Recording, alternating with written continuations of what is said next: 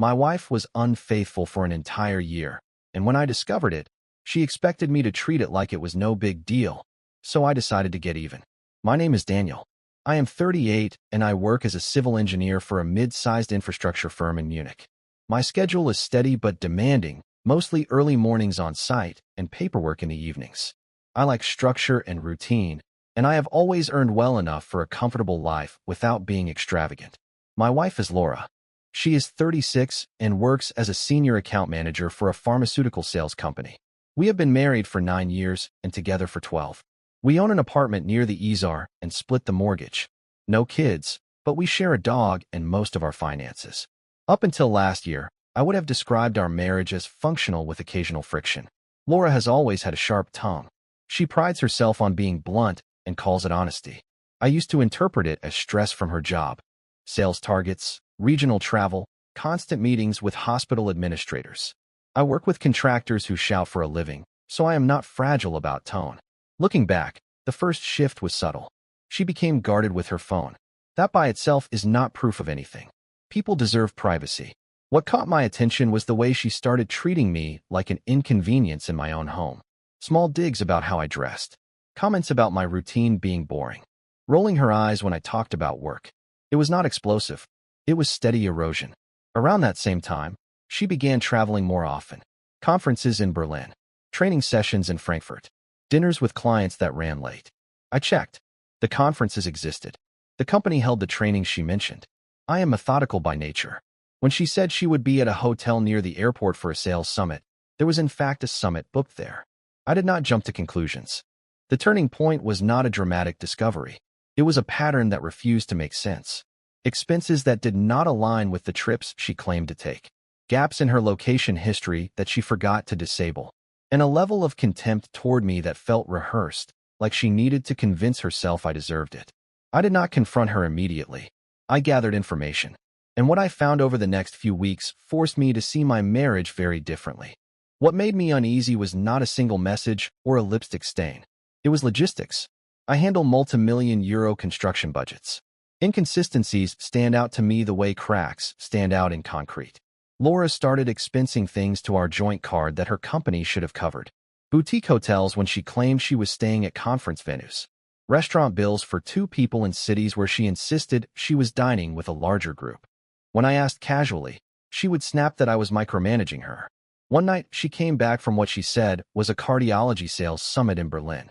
She was distant, almost irritated that I was awake when she arrived. I asked how the event went. She shrugged and said boring. Same faces, same fake networking. The problem was I had looked up the event schedule earlier that week. It had been a 2-day workshop, not a 4-day conference like she told me. I did not accuse her. I asked for the program out of curiosity, saying I might recommend the hotel chain for an upcoming project meeting. She rolled her eyes and said I was being weird. Then she said she threw the brochure away. That response was more telling than anything. Laura has always been organized about work materials. She keeps digital copies of everything. Suddenly, she had nothing. Her attitude toward me also escalated. She started comparing me to her colleagues' husbands. Apparently, they were more ambitious, more spontaneous, more fun. She said I was predictable. She said it like it was a character flaw. Predictable is not a crime. It pays the mortgage. The contempt felt strategic. Like she was building a narrative where I was the dull husband who deserved to be sidelined. I have seen contractors do something similar before terminating a partnership. They create a story that justifies the exit. So I stopped asking emotional questions and started verifying facts. Quietly, I checked hotel bookings through our credit card statements. I cross-referenced dates with public conference listings. I even called one venue pretending to inquire about hosting an engineering seminar, just to confirm whether her company had reserved blocks of rooms. They had not. That was the first concrete contradiction I could not explain away. After the venue call, I shifted from suspicion to confirmation mode. I still said nothing to Laura. If she was lying, confronting her without leverage would only push her to hide it better. The next opportunity came 2 weeks later. She told me she had a 3-day training in Frankfurt. I offered to drive her to the airport since I had a site inspection nearby that morning. She declined immediately. Too early, she said. She would just take a taxi. That answer alone was not incriminating. But when I checked our joint card later, there was no taxi charge. Instead, There was a parking garage fee near Munich Central Station. I work 5 minutes from that station. On the second day of her supposed training, I adjusted my schedule. I told my team I would be reviewing plans remotely. Around noon, I walked past the parking garage listed on the charge. Her car was there. At that point, I still did not assume an affair. There are many ways to lie that do not involve another person. But she was clearly not in Frankfurt. I waited in a cafe across the street for almost 3 hours. I did not storm the garage. I did not call her. I wanted to see what she would do when she thought she was unobserved. Around 3 in the afternoon, she walked out of the station entrance with a man I had never seen before. They were not colleagues keeping polite distance. They were walking close, shoulder to shoulder, her hand lightly on his arm. It was casual in the way that suggests repetition. They did not see me. I stayed seated. They crossed the street and got into her car together. That moment was clean. No ambiguity. No need for interpretation. She was not at training. She was not networking. She was meeting him in my city during work hours while telling me she was in another state. I did not follow them. I did not create a scene. I took photos from a distance, clear enough to identify both of them and the license plate. Then I went back to my office and finished my reports. That night, she came home around 8. She complained about how exhausting the training was and how the hotel food was terrible. I listened. I nodded. I asked neutral questions about Frankfurt traffic. She answered easily. That was when I understood something important. This was not a one-time mistake. It required planning, coordination, confidence. And the way she spoke to me that night, almost annoyed that I existed, made it clear she did not think I would ever find out. Over the next month, I confirmed the pattern without escalating it. I did not need to know every detail. I needed to know duration and scope. I checked our phone bill. There was a number she contacted daily, sometimes for over an hour at a time. Late at night, when she claimed to be reviewing sales reports. Early mornings when she said she was preparing for meetings. The number was registered to a small consulting firm in Munich. I looked it up. The man I had seen at the station was listed as a partner there. That removed any lingering doubt. What bothered me more than the physical betrayal was her behavior at home. She became openly dismissive. If I asked about dinner plans, she would sigh like I was a burden. If I suggested a weekend hike, she would say she needed something more stimulating than forests and spreadsheets. One evening she told me I lacked drive, that I was too comfortable. She said it while sitting on a sofa I paid for, in an apartment where my income covered most of the mortgage. I am not insecure about my career. Civil engineering is not glamorous, but it is stable and essential. I build things that remain standing. I do not need applause for that. Her tone, though, shifted from irritated to almost hostile. It was as if she needed to downgrade me to justify what she was doing. People rarely cheat in a vacuum. They build narratives to make themselves the protagonist instead of the aggressor. By the 3rd month of quiet observation, I knew the affair had been going on for at least a year. I confirmed hotel bookings in Munich under her name on nights she claimed to be at late client dinners. I found duplicate calendar entries she forgot to delete. At that point, I had enough evidence to confront her and end it cleanly. I could have printed everything and placed it on the kitchen table. But what stopped me was not fear. It was her attitude. When I finally asked her directly if she was seeing someone else, she did not panic. She did not deny it convincingly.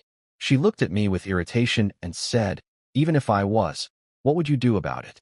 That was the moment the situation changed for me. When she said, "What would you do about it?" she was leaning against the kitchen counter, arms crossed, like we were debating vacation plans. There was no guilt, no hesitation, just annoyance that I had interrupted whatever version of our marriage she had constructed in her head. I did not raise my voice. I told her I already knew about the man from the consulting firm. I told her I had seen them together. I mentioned the Frankfurt trip and the parking garage. Her expression changed, but not to remorse. It shifted to irritation that I had been thorough.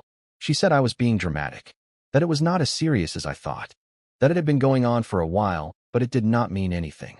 A year does not qualify as nothing in my definition. Then she said something that clarified everything. She said I was stable and safe, and he was exciting. As if those were complementary categories she was entitled to balance. That was when I ended the discussion. The apartment is legally in my name. I purchased it 2 years before we married. We refinanced together later, but ownership remained mine. I confirmed that detail with a lawyer the week before I confronted her. I do not make major moves without understanding the framework. I told her she needed to pack essentials and leave that night. I would give her access to collect the rest of her belongings later with notice. She laughed at first. She thought I was posturing. I walked to the bedroom, brought out a suitcase, and set it on the floor. I told her calmly that I would not share a home with someone who had been lying to me for a year and then minimized it. I said she could stay with her consultant or a friend, but not here. She switched from dismissive to angry quickly. She called me controlling. She said I was overreacting. She said adults have complicated lives. I repeated the same sentence. You are not staying here tonight. Within 40 minutes, she was throwing clothes into the suitcase, slamming drawers, muttering that I would regret this. I did not argue. I stood in the doorway and made sure she took what she needed for a week. When she left, I locked the door and changed the access code to the building garage immediately. There was no dramatic speech. Just a boundary enforced the same day it was crossed openly. The first thing I did after she left was sit down and document everything. Not out of revenge. Out of clarity. Dates, screenshots, photos, credit card statements. I emailed copies to a private account and saved them to an external drive. If this moved toward divorce, I wanted a clean timeline. Then I blocked her. Phone first, then messaging apps, then social media. I did not do it impulsively. I did it because I know how Laura operates. When she feels control slipping, she escalates. Not emotionally, but rhetorically. She reframes. She debates until reality feels negotiable. Within an hour of leaving, she had already sent a string of texts. They moved quickly from anger to condescension. She said I was acting insecure. She said long-term marriages survive worse. She said I was throwing away stability over something physical. That word stood out. Physical. As if 12 months of deception could be reduced to a category. I did not respond. I blocked her number mid-paragraph. Then I logged into our shared accounts and separated them. I removed her access from the joint savings. I did not drain it. I transferred half to her personal account and left a clear digital trail. Fair division. No theatrics. I changed the Wi-Fi password. I deactivated her garage remote. I informed the building management that only I had authorization to modify access permissions. All legal. All documented. Around midnight, she tried calling from a different number. I recognized the consultant firm's office line. I declined it and blocked that too. The next morning, she showed up at the apartment building. I saw her through the intercom camera. She rang repeatedly. I did not answer. Instead, I sent a single email from a new address she was not blocked on. The email was brief. Communication will go through lawyers from now on. Do not come to the apartment without written notice. She responded within minutes. She said I was being cold and vindictive. She said she thought I was more rational than this. The irony did not escape me. Blocking her was not about punishing her. It was about preventing her from reshaping the narrative into something softer. I had clarity once. I was not going to let it blur. For 3 days, there was silence. Not because she accepted it, but because she was recalibrating. On the 4th day, her tone shifted. She sent a formal email instead of emotional messages. She said we needed to discuss practical matters like the dog, the furniture, and upcoming mortgage payments. The email was structured, almost professional. It was the first time she acknowledged the situation without minimizing it. I replied once. I told her the dog would stay with me. My work schedule is consistent and I am home most evenings. Her travel pattern, legitimate or not, is unpredictable. I attached veterinary registration documents showing I was the primary contact. As for the apartment, I made it clear I was not asking her to leave with nothing. I proposed a financial settlement equal to her contributions toward renovations over the years, documented with bank transfers. I was not interested in dragging this through court for pride. Her response came quickly, and the edge returned. She wrote that I was punishing her for being honest about her needs. She reframed the affair as a symptom of marital stagnation. She said I had emotionally checked out long before she did anything physical. That word again. Physical. As if that was the only metric. What struck me was the lack of accountability. At no point did she say it was wrong. She said it was complicated. She said adults evolve. She said monogamy is not always realistic in modern professional circles. That last sentence told me more about her environment than about us. Later that evening, a mutual friend called me. He said Laura had told people that I had overreacted and thrown her out over a short-term mistake. She apparently left out the year-long timeline. I did not correct him angrily. I sent him 2 screenshots with timestamps. Nothing explicit, just dates spanning 12 months. He went quiet. This was the part she did not anticipate. That I would stay calm and factual. No shouting. No public scenes. Just verifiable information. By the end of the week, she stopped framing it as nothing. Instead, she started suggesting therapy. Not to reconcile, but to process. She said we owed it to our history. I declined. Therapy is for problems people want to solve. She had already solved hers by outsourcing excitement. I had solved mine by removing her from my home. The only remaining question was how to finalize it without letting her reshape the ending. I filed for divorce the following Monday. In Germany, separation can be formalized even before the year-long waiting period is complete, as long as both parties acknowledge the breakdown. My lawyer advised that the documentation I had gathered would prevent unnecessary disputes about assets or fault. I was not seeking revenge through the court. I was seeking closure without negotiation fatigue. Laura did not expect me to move that quickly. She called from a new number the day she was served. I let it go to voicemail. Her message was controlled but irritated. She said involving lawyers made things hostile. She said we could have handled this privately. We could have, if she had approached it privately when she started seeing someone else. That afternoon, she sent another email. The tone had shifted again. She said the consultant was not serious.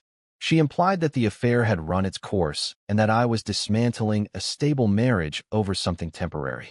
That was the first time she admitted it had ended. So now I had clarity on two fronts. She cheated for a year, and when confronted, she assumed she could recalibrate and return if it suited her. I responded once more, briefly. I said this is not about whether he is serious.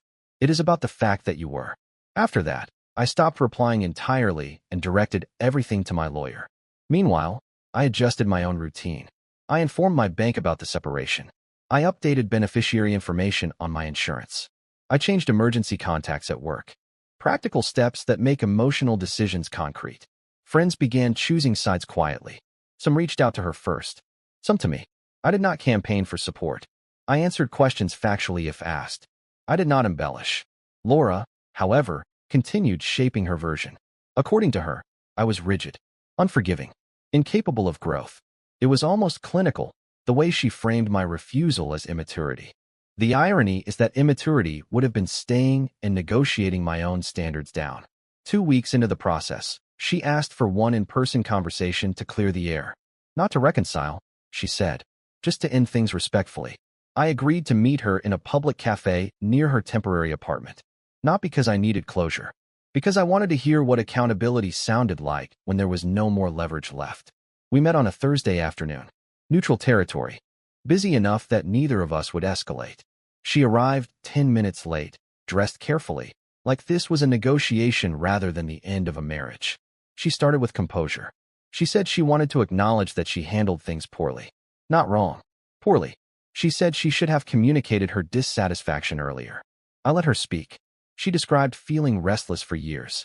She said my routine, my predictability, made her feel invisible. She said the consultant made her feel seen, energized, like she was not just someone's stable wife. I asked one question. If you felt that way for years, why not leave before starting something else? She hesitated. Then she said she did not want to lose the life we built. The apartment, the financial security, the reputation of being married to someone dependable. That was the closest she came to honesty.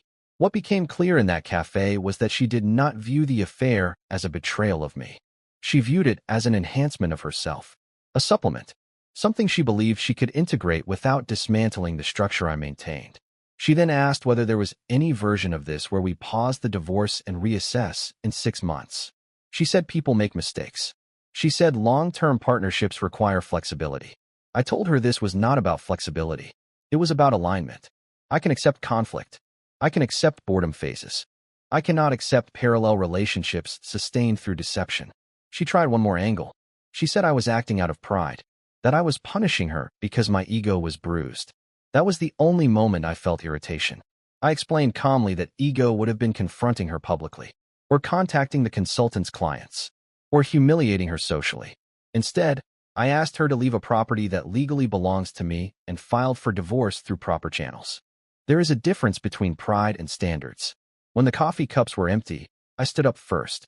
I told her I wished her clarity in whatever she wanted next, but it would not involve me. She did not argue further. As I walked back to my car, I realized something simple. She expected me to treat a year of deception as a negotiable inconvenience. Instead, I treated it as final data. The divorce moved forward without spectacle. Because I had documented everything and separated finances early, there was little to contest. She attempted once more to negotiate a larger settlement, arguing that emotional distress should factor into compensation. My lawyer responded with numbers, not feelings. The final agreement reflected documented contributions and nothing beyond that. We did not drag it out for a year. The formal separation period passed quietly. She moved into a smaller flat on the other side of the city. The consultant, from what I heard through mutual acquaintances, was not interested in long-term commitments. That part did not surprise me. What did surprise me was how quickly my daily life stabilized. I expected anger, or at least prolonged resentment. Instead, what I felt was efficiency. My home was calm. No undercurrent of contempt. No subtle comparisons to other men. No late-night phone calls taken in another room. The dog adjusted within a week. A few months after the paperwork finalized, Laura sent one last email. Not hostile. Not defensive. She said she underestimated how serious I was about boundaries. She wrote that she thought I would cool down and reconsider once the initial shock passed. She believed my standards were negotiable under pressure. I did not respond. People have asked whether I regret not trying harder to repair it. The honest answer is no. Repair requires mutual recognition of damage. She never acknowledged harm. She acknowledged inconvenience. There is a difference. Looking back, the affair itself was not the most revealing part. It was her expectation that I would accept it as a manageable complication, that I would absorb it the way I absorb work stress or construction delays. But relationships are not infrastructure projects. You cannot reinforce a foundation while someone is actively drilling into it. I did not get even in some dramatic way. I did not expose her publicly or sabotage her career. I removed access. I blocked contact. I filed paperwork. For me, that was even. Not revenge. Just consequences.